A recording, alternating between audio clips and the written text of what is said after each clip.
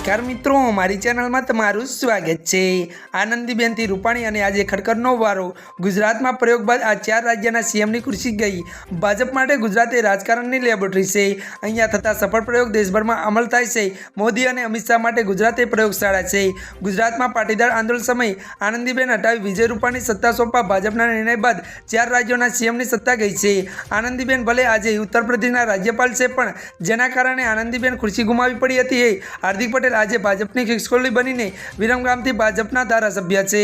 ત્યારે મિત્રો આખી સરકાર ઉથલાવી જૂના જોગીઓને સાઇડલાઇન કરવાનો રિપીટર થિયરી વગેરે ગુજરાતની પ્રયોગશાળામાં પાસ થયેલા પ્રયોગ છે।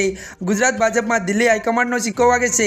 વિધાનસભા ચૂંટણી પહેલા ભાજપે આખી વિજય રૂપાણીની સરકાર ઉથલાવી દીધી હતી, જેમાં સીએમને લઈને તમામ મંત્રીઓ ઘર ભેગા કરી દેવાયા હતા અને ભૂપેન્દ્ર પટેલના હાથમાં સત્તા કમાન સોંપી હતી। જોકે આખું મંત્રીમંડળ નવ બનાવવા છતાં પણ ભાજપના કોઈ વરિષ્ઠ નેતાએ અવાજ ઉઠાવવાની હિંમત ન કરી હતી। એ પ્રયોગ ગુજરાતની સફળ રહ્યા બાદ આ ભાજપે 4 રાજ્યોમાં આ પ્રયોગનો અમલ કર્યો છે। ગઈકાલે મનોહરલાલ ખડકરને સીએમ પદથી હટાવી દેવાયા છે। ચર્ચા એ છે કે તેમને ભાજપના લોકસભાની ચૂંટણી લડી શકશે અને આ ચર્ચામાં તો ગુજરાતમાં પણ હતી કે નીતિન પટેલ રાજ્યપાલ બનશે અને રાજ્યસભા લડશે અને પછી લોકસભા લડશે। નીતિન પટેલની એક પણ ચર્ચા સાચી ઠરી નથી। ત્યારે મિત્રો એમના સરકાર અને સંગઠનના સાથી રૂપાણી પણ પંજાબના હરિયાણા પ્રભારી બનીને ગુજરાતના રાજકારણથી દૂર થઈ ગયા છે।